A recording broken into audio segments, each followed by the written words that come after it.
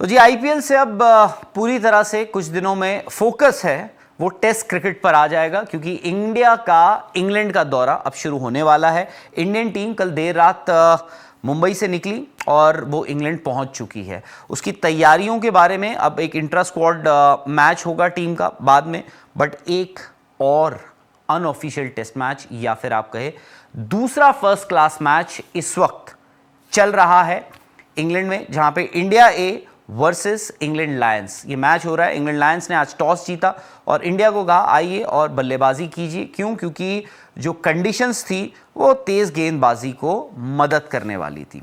Chris Woakes England की तरफ से उनकी एंट्री हुई इस मैच में, और क्रिस वोक्स आपको इंग्लैंड की टीम में भी दिखेंगे जब इंडिया 20 जून से वो हेडिंगली टेस्ट मैच खेलेगी। और उसके अलावा आज हुआ क्या है, आज के स्टार रहे केएल राहुल।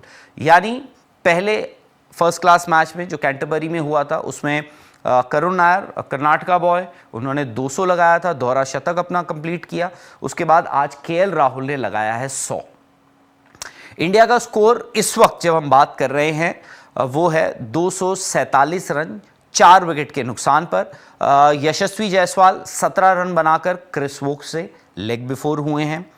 अभिमन्यु ईश्वरन कप्तान, जिन्होंने अपने आप को नंबर 3 पर खिलाया है। क्यों? क्योंकि केएल राहुल जो हैं वो ओपन करने आए हैं जायसवाल के साथ।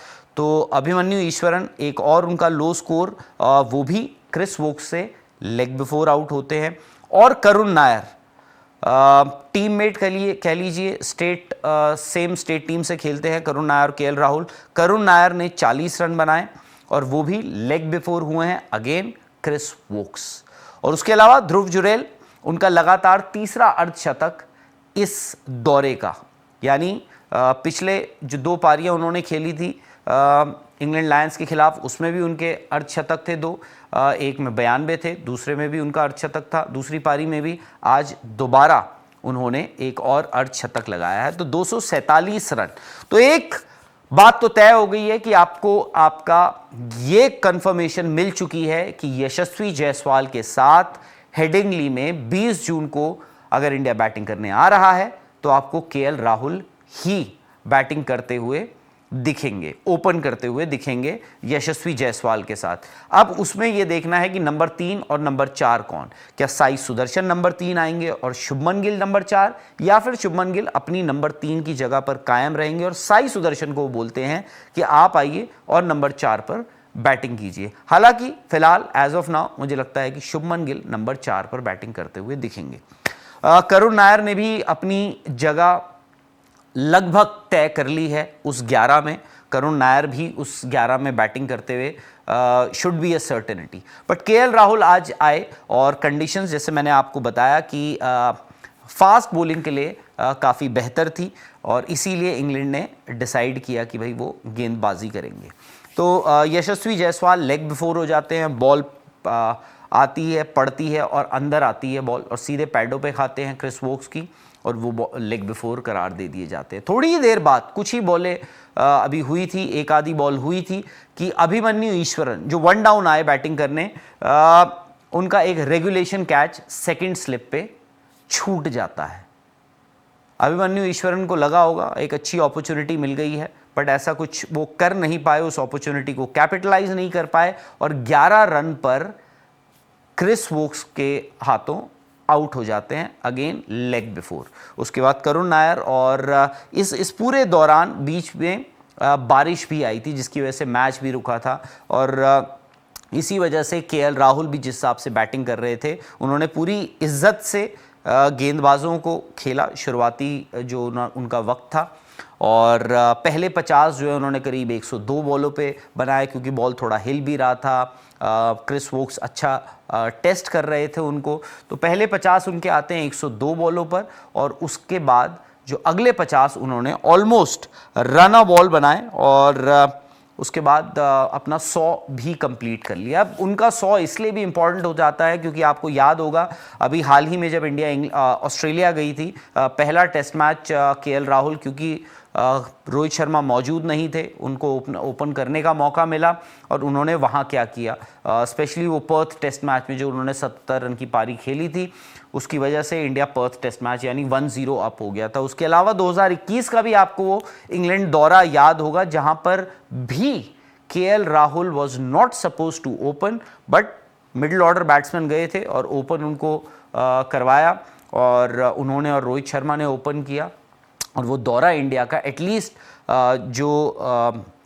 जब तक इंडिया ने मिडवे 2 टेस्ट वो दौरा छोड़ा नहीं कोविड की वजह से, इंडिया लीड कर रहा था 2-1, उसमें केएल राहुल का एक अहम रोल रहा, एक अहम भूमिका रही केएल राहुल की।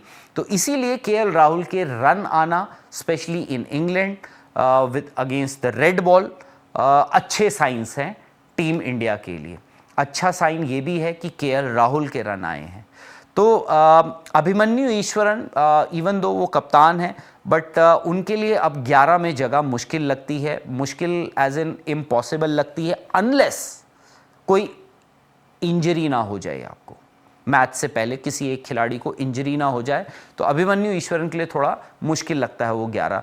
ध्रुव Jurel is making the right noises, उनके हाथ में जो है वो कर रहे हैं। लगातार तीसरा उनका ये अर्धशतक है इस दौरे पर इंग्लैंड लायंस के खिलाफ, और आज एक और उन्होंने अर्धशतक लगाया before he got bowled out by George हिल।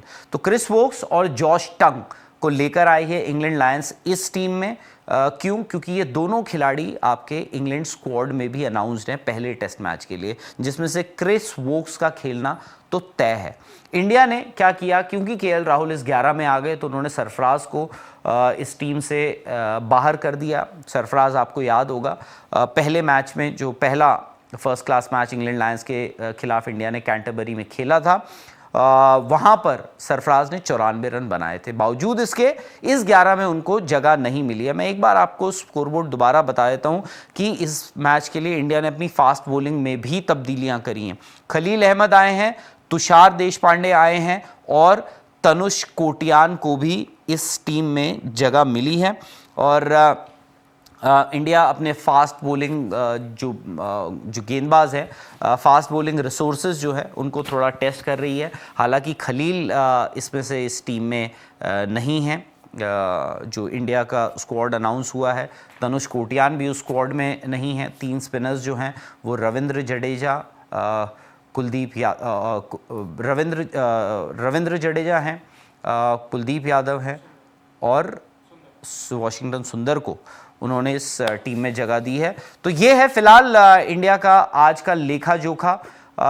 ये जो मैच है नॉर्थहैम्पटन में खेला जा रहा है और केएल राहुल का 100, करुण नायर का 41 रन उन्होंने बनाए हैं और उनके पास पिछले मैच के 200 रन भी हैं। तो करुण नायर अपनी जगह बनाते हैं उस 11 में हेडिंगली टेस्ट मैच के लिए। केएल राहुल ना कि सिर्फ अपनी जगह बनाएंगे, बड़े कॉन्फिडेंस के साथ और जाएंगे इंग्लैंड में पैर रखते ही। केएल राहुल एंश्योर्ड, हालांकि ठीक है उनकी टीम प्लेऑफ्स में नहीं पहुंची है, बट केएल राहुल इंग्लैंड गए, उन्होंने वो पहले बैच के साथ नहीं गए थे और जो कल जो बैच गया उसके साथ नहीं गए, वो बीच में जाते हैं और सीधे उनको इस मैच में मौका मिलता है और जाते ही 100 लगा देते हैं। खैर, आप लोगों को क्या लगता है इंडिया की बैटिंग लाइनअप क्या होगी?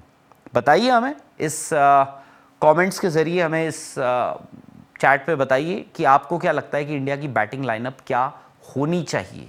जो स्क्वाड है इंडिया का उसके हिसाब से बैटिंग इंडिया की क्या बनती है। और ऋषभ पंत भी इंग्लैंड पहुंच चुके हैं। मोस्ट लाइकली पहले फर्स्ट चॉइस विकेट कीपर वही होंगे, but Dhruv Jurel as I said is making the right noises. तो होपफुली इंडिया के लिए दौरा अच्छा हो, क्योंकि एक्साइटिंग तो ज़रूर होगा। तो स्पोर्ट्स तक को दोस्तों सब्सक्राइब कर लीजिए, लाइक कीजिए और शेयर कीजिए।